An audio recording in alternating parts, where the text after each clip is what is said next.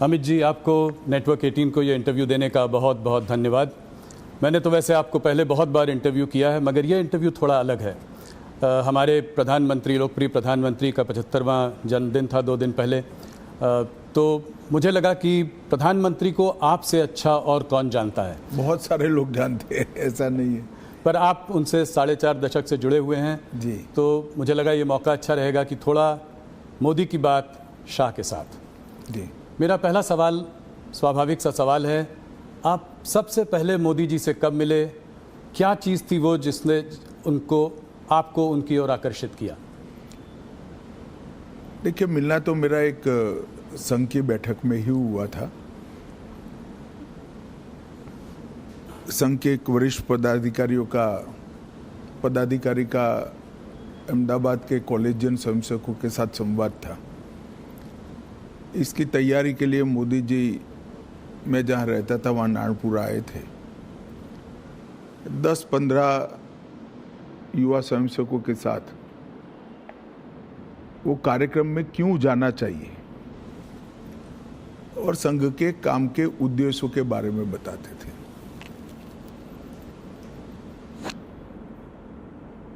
एक बिल्कुल अलग प्रकार से संघ के काम को मैंने उनसे सुना और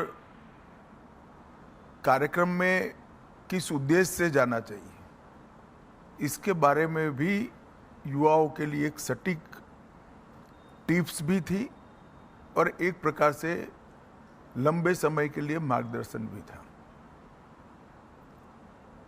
इतने छोटे से एक महानगर के 1200 युवाओं के कार्यक्रम के लिए इतना बारीक प्लानिंग करना, ये बहुत बड़ी बात होती है। मैंने भी नीचे के स्तर पर काफ़ी काम किया है और वो ही बताता था, उस वक्त भी बताता था कि नरेंद्र भाई जो करते हैं वो मन से करते हैं और जो करते हैं वो अल्टीमेट उद्देश्य के साथ जुड़ा हुआ होता है और इसी के कारण बड़े बड़े परिणाम मिलते हैं। कमोबेश मेरे क्षेत्र के ही युवा थे, बहुत सारे युवा प्रभावित भी हुए थे, कार्यक्रम में भी गए थे और उसमें से काफ़ी लोग अलग अलग क्षेत्र में, कोई संघ में ही काम में आगे बढ़ा, कोई विद्यार्थी परिषद में बढ़ा, कुछ लोग भाजपा में बढ़े, अलग अलग काम में काफ़ी आगे भी बढ़े। तो लोक संपर्क और लोक संग्रह, लोगों का संपर्क करना, लोगों को काम के साथ जोड़ना और संपर्क और संग्रह के माध्यम से अल्टीमेट गोल अचीव करना, जो लक्ष्य है उसकी प्राप्ति के लिए रास्ता बनाना, ये उस वक्त हम सब युवाओं के मन पर बहुत गहरी असर छोड़ गया और आगे चलकर इसके कई सारे उदाहरण उनके जीवन से इसी प्रकार के मिलते रहे, जिन्होंने आज दुनिया के सामने जो नरेंद्र मोदी जी है उसको बनाया है। स्वाभाविक सी बात है, जब विजन भी बड़ा है, एग्जीक्यूशन भी इतना बढ़िया है, तो टफ टास्क मास्टर भी रहे होंगे। तो कुछ किस्सा सुनाइए जहाँ पे। ऐसे तो ढेर सारे किस्से आपको सब जगह मिल जाएंगे जी। मोदी जी हिसाब किताब कठोरता से लेते हैं, इसके कारण बहुत नाराजगी भी है।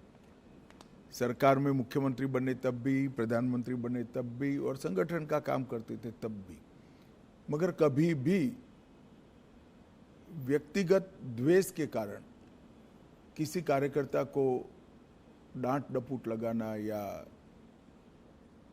सार्वजनिक रूप से उसको अपमानित करना, ऐसा मैंने नहीं देखा। डांटने का या टोकने का जो भी कारण था उसमें सूचिता थी, उसमें शिस्त थी और उसमें सिद्धांत था। सूचिता, शिस्त और सिद्धांत, तीनों चीज़ों के लिए ही कठोरता मैंने देखी है। मगर हाँ, एक प्रकार से अगर ब्रॉड एनालिसिस करना चाहेंगे तो कह सकते हैं वो बहुत टफ टास्क मास्टर है। आप कह रहे हैं आपने सबसे ज़्यादा उनके संग काम किया है, थोड़ा सा बताएं उनके आरएसएस का प्रभाव उनके ऊपर। आरएसएस के प्रचारक थे, कैसे उनको शेप किया आरएसएस की थिंकिंग ने? आरएसएस के संपर्क में जो भी आता है संघ के संपर्क में आता है उस पर संघ का प्रभाव निश्चित रूप से ही पड़े बगैर रह ही नहीं सकता।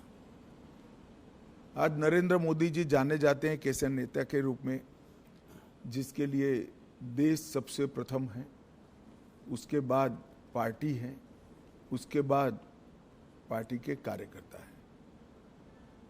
ये जो राष्ट्र प्रथम का पूरा इतना लंबा कालखंड 75 साल का जो दिखाई पड़ता है, मैं मानता हूँ वो संघ के ही संस्कार है और संघ के संस्कारों को लंबे डिसिप्लिन जीवन के तहत उन्होंने अपनी प्रकृति में बदला है। तो संघ के संस्कारों को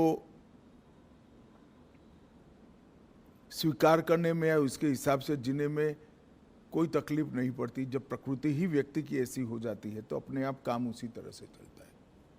अमित जी, काफ़ी लोग कहते हैं कि आप और मोदी जी एक ही सिक्के के दो पहलू हैं, तो इस जुगलबंदी का राज बताएं। कैसे केमिस्ट्री? कहना ठीक नहीं है। मोदी जी और कार्यकर्ता दोनों एक सिक्के के दो पहलू हैं। करोड़ों कार्यकर्ताओं के जीवन में उन्होंने रास्ता भी बताया है, कोई भटकता है तो उंगली भी पकड़ी है, कई लोगों के जीवन को नई ऊंचाइयां भी दी हैं और हर कार्यकर्ता को पार्टी के सिद्धांतों के आधार पर जीने की आदत भी डाली है, क्योंकि वो स्वयं कार्यकर्ता हैं। शायद ही कोई प्रधानमंत्री होगा जो पार्टी की बैठक में डायस पर से उठकर फ्रेश होने के लिए भी नहीं जाता होगा। 3 दिन की कार्यकारिणी है तो 3 दिन पूरा वो मंच पर आपको सजग अवस्था में पूरी कार्यवाही में ध्यान देते हुए दिखाई पड़ेंगे। वो बीच बीच में माइक लेकर टोकते भी हैं और एक प्रकार से मैं कहूँ तो इसके कारण कार्यकारिणियों की उपस्थिति बढ़ गई है, क्योंकि जब आपका नेता स्वयं ही बैठता है तो सभी लोगों को बैठना ही पड़ता है।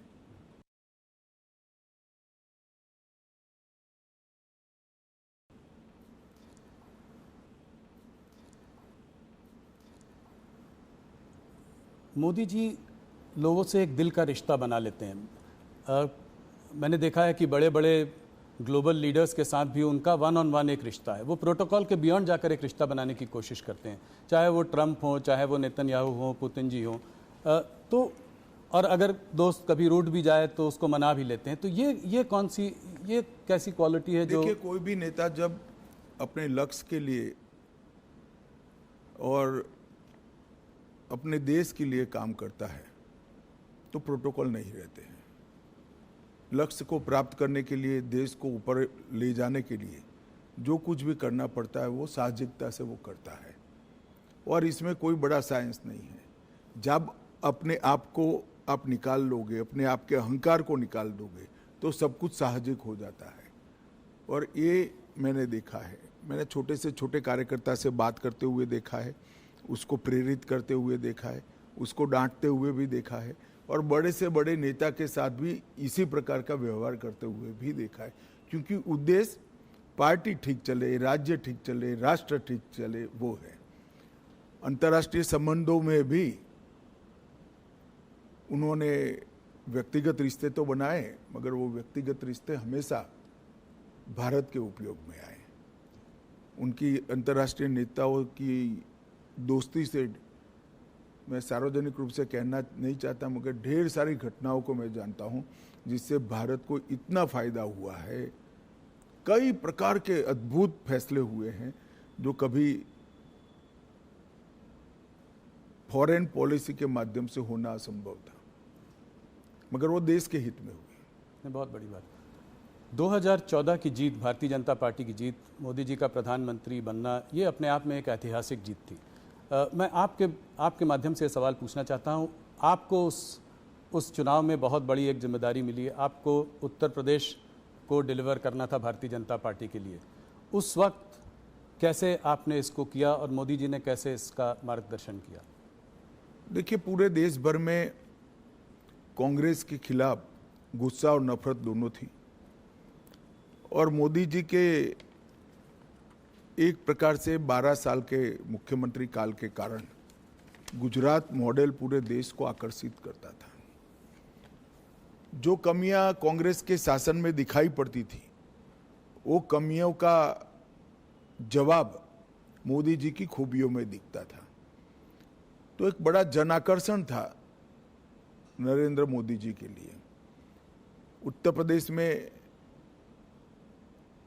मेरे लिए जिम्मेदारी ये थी कि संगठन ठीक ठाक कर इस लोकप्रियता को वोट में कन्वर्ट करना और वोट को मत पेटी के अंदर कैद करना। और उत्तर प्रदेश में जातिवाद से ऊपर उठकर देश के हितों के लिए वोटिंग की पैटर्न लोगों के दिमाग में ठसाना। और मुझे लगता है कि भारतीय जनता पार्टी उत्तर प्रदेश में सफलता के साथ ये कर सकी थी। हमने मोदी जी देश बदल सकते हैं ये विश्वास भी खड़ा किया। देश बदलेगा, देश बदलना है तो उत्तर प्रदेश को बदलना ही पड़ेगा, इसलिए मोदी जी उत्तर प्रदेश बदल सकते हैं ये विश्वास खड़ा किया। और जातियों की भावना से ऊपर उठकर उत्तर प्रदेश और देश के भले के लिए वोटिंग करने की एक वोटिंग पैटर्न भी हम खड़ी कर पाए। इसके लिए सघन प्रवास, संगठन का रिपेयरिंग, ढेर सारी चीजें थी, मगर मुख्य मुद्दा मोदी जी की लोकप्रियता जो अर्जित हुई थी, मोदी जी से जो आस बनी हुई थी, वो आस को एनकेस करने का यंत्रणा खड़ी करना था। मुझे लगता है हम ठीक से कर पाए, इसलिए इतना अच्छा परिणाम हमें मिला था। जहां एक तरफ मोदी जी इतने लोकप्रिय नेता हैं, ग्लोबल लीडर्स के संग भी उनका इतना अच्छा तालमेल है, ऑपोजिशन लीडर्स जैसे कि राहुल गांधी, ममता बनर्जी, ये लोग उनको तमाम तरीके से गाली देते रहते हैं, जलील करते रहते हैं, तो इसको आप कैसे देखते हैं? कोई उनको मौत का सौदागर बुलाता है, कोई। देखिए, एक दुर्भाग्यपूर्ण चीज है कि राजनीति सिद्धांतों की जगह व्यक्तिगत बातों पर ले जाने का प्रयास हुआ है। और राजनीति में जिस प्रकार की भाषा का प्रयोग होता है, मैं नहीं मानता वो हमारी डेमोक्रेटिक व्यवस्था को पुष्ट करेगी। लोकतांत्रिक व्यवस्था में स्तर विहीन राजनीति एक दीमक के समान होती है, जो लोकतांत्रिक व्यवस्था की जड़ों को खा जाती है। और मैं तो आपके कार्यक्रम के माध्यम से देश की जनता को यही अपील करना चाहता हूं कि ऐसी भाषा का जो प्रयोग करते हैं, इस प्रकार की राजनीति को जो बल देते हैं, ऐसे लोगों ने जनता ने दंड देना चाहिए। किसी भी व्यक्ति का भ्रष्ट आचरण हो तो वो उसकी व्यक्तिगत बात नहीं बनती है, सार्वजनिक होती है। उसके भ्रष्टाचार को उजागर करना वो विपक्ष का जिम्मेदारी भी है, परंतु चूंकि भ्रष्टाचार नहीं मिलता है, इसलिए स्तर बगैर की बातों को करना, गलत शब्द प्रयोग करना, जो भी आप बता रहे थे, और वहां तक कि मोदी जी की स्वर्गीय माता जी के लिए अपशब्द बोल देना, ये हमारी देश की लोकतांत्रिक राजनीति को पुष्ट नहीं करेगा। और मैं देश की जनता को जरूर कहना चाहूंगा कि ऐसे लोगों को दंडित करना चाहिए चुनाव के माध्यम से। पार्लियामेंट देश की सबसे बड़ी पंचायत है, वहां पक्ष और विपक्ष दोनों ने अपनी अपनी दृष्टिकोण से, अपने अपने सिद्धांतों की तहत देश के मुद्दों पर चर्चा करनी चाहिए। चर्चा करने से के लिए इससे बड़ा कोई मंच है नहीं। अब पहले दिन से ही पार्लियामेंट को बिखेर देने का प्रयास करोगे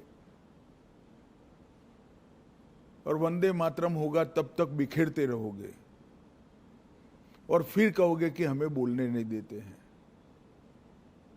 बोलने का समय स्पीकर साहब देंगे तो आप वॉकआउट कर जाओगे, बोलने का समय देंगे तो आप राजकीय तंज लगाने में समय जाया कर दोगे, मुद्दों पर बात नहीं करोगे, पार्लियामेंट चलाने के नियमों को नहीं मानोगे और फिर कहोगे कि हमें बोलने नहीं देते। तो पार्लियामेंट फ्रीस्टाइल तरीके से नहीं चल सकती। पार्लियामेंट चलाने के नियम बने हैं और उनके परनाना और दादी के समय से बने हुए हैं, राहुल जी के। उस नियमों से ही पार्लियामेंट चल सकती है। और आदर्श सांसद वो ही होता है कि वो जो नियमों के फ्रेमवर्क में अपनी बात को सटीक तरीके से रख पाए। खैर, मेरी ये सब बातों का असर नहीं होने वाला है, मगर मैं देश की जनता को ये कहना चाहता हूं कि मोदी जी ने multi party parliamentary democratic system को पुष्ट करने के लिए हमेशा आग्रह रखा है कि संसदीय शुचिता और पार्लियामेंट्री डिसिप्लिन, ये दोनों का पालन किया जाना चाहिए। और मुझे तो आश्चर्य हो रहा है, हम भी ऑपोजिशन में से 10 साल थे, पहले 1-2 दिन विरोध करते थे मुद्दों को उजागर करने के लिए, फिर चर्चा करते थे, और अगर फिर भी चर्चा के बाद सरकार नहीं मानती थी तो हम कोर्ट में जाते थे कि भ्रष्टाचार है, इसका जांच किया जाए। और कोर्ट ने कई जगह हमारी मांग पर जांच अपॉइंट की थी, जिसकी हाय तौबा वो आज भी कर रहे हैं, मगर ये कहीं नहीं जाते। कोई कॉन्स्टिट्यूशनल फोरम के अंदर डिबेट करना ही नहीं चाहते, वो रोड पर ही करना चाहते हैं। और मुझे लगता है इसीलिए जनता ने शायद उनको रोड पर ही रखा है। और भी तमाम रिफॉर्म्स हुए हैं, मगर थोड़ा सा मैं बात करना चाह रहा था इकोनॉमिक रिफॉर्म्स जो हुए हैं मोदी जी के अंडर। अभी हाल फिलहाल में जीएसटी का रैशनलाइजेशन हुआ है, बहुत बड़ा रिफॉर्म है। इनकम टैक्स को रेट्स को कमी आई है, पिछले बजट में बहुत बड़ा रिफॉर्म है। कॉर्पोरेट रेट टैक्स कट किया। तो इन रिफॉर्म्स के पीछे क्या विजन था, क्या थिंकिंग थी मोदी जी की? देखिए, आप जीएसटी के अभी हुए सुधार के बारे में मैं बाद में बात करूंगा। जीएसटी की चर्चा कांग्रेस की सरकार थी तब से होती थी। श्री चिदम्बरम वित्त मंत्री थे तब भी हुई, श्री प्रणब मुखर्जी वित्त मंत्री थे तब भी हुई। कई बार कांग्रेस से गुमराह कर रही है कि ये तो हमारा आइडिया है। ठीक है भाई, आपका आइडिया है तो इंप्लीमेंट क्यों नहीं हुआ? राज्य विरोध करते थे। राज्य विरोध किस चीज का करते थे? राज्य विरोध जिस चीज का करते थे वो चीज देश की जनता को समझनी चाहिए। सभी को मालूम था कि जीएसटी आने से राज्यों के रिसोर्सेस में एक प्रकार का रिजार्व होगा, कमी आएगी। वो कमी की भरपाई के लिए उस वक्त राज्य केंद्र से गारंटी मांगते थे, जो कांग्रेस ने नहीं दी, राज्यों ने सहमति नहीं दी और जीएसटी के रिफॉर्म नहीं हुए। नरेंद्र मोदी जी प्रधानमंत्री बने, उन्होंने ये गारंटी दे दी। राज्यों की ग्रोथ रेट से लगभग डबल ग्रोथ रेट टैक्स की होगी, इस प्रकार का संवैधानिक वादा किया और पूरा भी किया। सभी राज्यों को इस नवंबर तक पैसा जाएगा जी। तो राज्यों की सहमति इसलिए बनी क्योंकि केंद्र सरकार ने एक वादा किया और वो वादा पूरा भी किया। और जीएसटी के कारण 16 प्रकार के बिक्री से जुड़े सभी करों का, ऑक्ट्रॉय से लेकर बाकी सारी चीजों का, एक्साइज, सेल्स टैक्स, कई छोटे मोटे मनोरंजन कर था, ये सभी का एकीकृत खाका बना। पूरे देश भर की एक इलेक्ट्रॉनिक बिक्री कर प्रणाली बनी, ई-वे बिल बने। और जीएसटी के इतने सालों की यात्रा में 200 से ज्यादा छोटे मोटे बदलाव कर उसको लोकाभिमुख भी बनाया और टीथिंग प्रॉब्लम समाप्त भी की। ये करते करते करते देश की इनकम भी बढ़ी,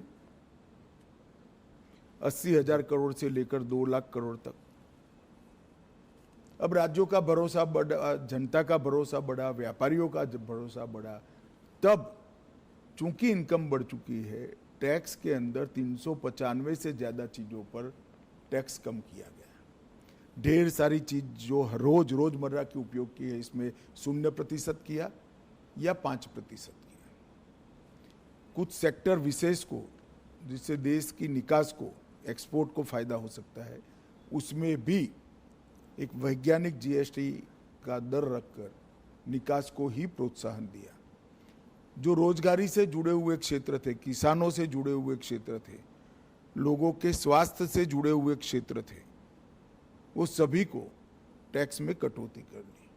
और इससे खाने पीने की चीजें, रोजमर्रा के जीवन उपयोग की दवाइयाँ, किसानों के उपयोग की चीजें, महिलाओं के उपयोग की चीजें, हेल्थ सेक्टर से जुड़े हुए इंश्योरेंस, अब व्हीकल एक प्रकार से रिक्वायरमेंट बन चुका है, चाहे 2 व्हीलर हो चाहे 4 व्हीलर हो, वो सभी में टैक्स की कटौती हुई। ढेर सारी चीजों में इस जीएसटी रिफॉर्म से फायदा होने वाला है। मैं मानता हूं ये बहुत बड़ा कदम है और इससे जनता का भरोसा बढ़ा है कि अगर हम टैक्स भरकर सरकार की नेट को बड़ा करते हैं तो सरकार टैक्स की कटौती कर फायदा जनता को ही पहुंचाएगी। और ये भरोसा आज़ादी से अब तक अदृश्य था, पहली बार वो दिखाई पड़ता है कि कोई भी सरकार अपने बढ़े हुए टैक्स को ये कहकर प्रोत्साहित करेगी कि भाई आप टैक्स भर रहे हो तो अब हम टैक्स कम करेंगे, तो ज्यादा से ज्यादा लोग टैक्स की नेट में भी आएंगे। मुझे विश्वास है इनकम भी कम नहीं होगी, इन्वेस्टमेंट बढ़ेगा, इन्वेस्टमेंट बढ़ेगा, बाजार में एक प्रकार से तेजी भी आएगी और लोगों को सस्ता भी मिलेगा और यहाँ उत्पादन की गतिविधियां भी बढ़ेगी और देश की निकास भी बढ़ेगी। एक तो मल्टी डायमेंशनल,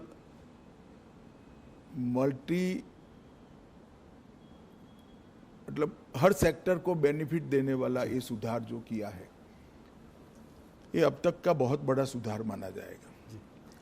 आप लोगों को पिछले 11 सालों में कभी कभी टफ सिचुएशन से भी गुजरना पड़ा है, कठोर निर्णय लेने पड़े हैं, बालाकोट में एयर स्ट्राइक, अभी हाल में ऑपरेशन सिंदूर, तो क्या मैसेज भेज रहे हैं आप इससे? जहाँ तक उरी, पुलवामा और पहलगाम हमले का जवाब देने का सवाल था, सर्जिकल एयर स्ट्राइक और ऑपरेशन सिंदूर और उसके बाद में ऑपरेशन महादेव, ये भारतीय जनता पार्टी का कमिटमेंट है कि हमारी सरकारें टेररिज्म के खिलाफ जीरो टॉलरेंस रखती है। और मोदी जी के नेतृत्व में ये कोई कोरा नारा नहीं है, पॉलिसी है और जब जब भी समय आया हम इस पॉलिसी पर कठोरता के साथ काम करते हुए दिखाई पड़े। पहले भी हमले हुए थे, बड़े बड़े हमले हुए हैं, मुंबई पर हमला हुआ, कई सारे हमले हुए, सीरीज ऑफ शहरों में सीरियल बॉम्ब ब्लास्ट हुए, मगर कभी भी जवाब नहीं दिया गया। हमने बड़ा युद्ध कर देश के विकास को रोका भी नहीं है, मगर हर बार कठोर जवाब देकर एक संदेश दे दिया है कि भारत की सीमा और भारत की सेना और भारत की जनता के साथ खिलवाड़ नहीं करते, वरना दंड भुगतना पड़ता है। और ऑपरेशन सिंदूर में जिस तरह से उनकी तंजीमों के हेडक्वार्टर उड़ा दिए गए, पाकिस्तान के क्षेत्र में जाकर, पूरी दुनिया आश्चर्यचकित होकर भारत के ऑपरेशन को देखी और वो नेतृत्व के दृढ़ इच्छा शक्ति के बगैर नहीं हो सकता। अमित जी, आप हिस्ट्री में बहुत रुचि रखते हैं, तो मेरा एक सवाल है कि इस देश में लॉन्गेस्ट सर्विंग प्राइम मिनिस्टर्स को अगर लिया जाए तो नेहरू जी, इंदिरा जी और मोदी जी का नाम है। मोदी जी को आप नेहरू और इंदिरा जी से कैसे कंपेयर करेंगे? देखिए, मोदी जी ने देश की इकोनॉमी की साइज और स्केल दोनों को बदला है। गरीबी हटाओ के पॉलिटिकल नारेज को जमीन में तब्दील किया है, जमीन पर तब्दील किया है। 25 करोड़ लोग इस देश के गरीबी रेखा से बाहर आ जाए, वो बहुत बड़ी बात है। 60 करोड़ लोगों के जीवन में घर देना, शौचालय देना, घर में गैस का सिलेंडर देना, घर में बिजली देना, 5 किलो अनाज प्रति व्यक्ति प्रति माह मुफ्त देना, 5 लाख तक का इलाज करा कर देना, घर में शुद्ध पीने का पानी पहुंचाना। एक 11 साल के अंदर 60 करोड़ लोगों के जीवन स्तर को इस तरह से उठा लेना, इसके जीवन को परिवर्तित करना, जिसकी वो पीढ़ियों से राह देख रहा था। मैं मानता हूँ ये बहुत बड़ा उपलब्धि है। देश की सेनाओं को आधुनिक करना, देश को सुरक्षित बनाना, मेक इन इंडिया का स्वप्न साकार करना और देश के अर्थतंत्र को 11वें नंबर से 4थे नंबर पर पहुंचा देना और 2047 में महान भारत की रचना का संकल्प सिर्फ नेतृत्व का नहीं, 140 करोड़ लोगों का विश्वास जगाना कि 2047 में भारत महान होगा, दुनिया में सर्वोच्च स्थान पर होना, ये अपने आप में बहुत बड़े अचीवमेंट है। मूल्यांकन तो इतिहास ही करेगा, मगर मैं मानता हूँ शायद भारत में किसी भी प्रधानमंत्री ने एक दशक के काम में इतनी सारी सिद्धियां प्राप्त नहीं की है। ढेर सारी चीजें मेरे बोलने में छूट भी गई होगी हर क्षेत्र के अंदर, चाहे शिक्षा नीति बनाना हो, चाहे विदेश नीति के अंदर रीढ़ की हड्डी इम्प्लांट करनी हो, ये सभी चीज़ों में मोदी जी ने बहुत अच्छे तरीके से देश के हर नागरिक का गौरव बढ़ाया है, इसके सर को ऊंचा किया। किसी लीडर की आपको याद दिलाते हैं वो कोई बड़े व्यक्तित्व की? ऐसे कंपैरिजन करना ठीक नहीं है। सभी लोग अपने अपने समय में बड़े होते हैं, सभी का अपना काम करने का तरीका होता है, मगर जहाँ तक अचीवमेंट का सवाल है, मोदी जी के समय में सबसे ज़्यादा हुए। अमित जी, आपने मोदी जी पर इतनी सारी बातचीत कही, बहुत बहुत धन्यवाद। आप हमसे आज जुड़े इसके लिए बहुत नमस्कार जी।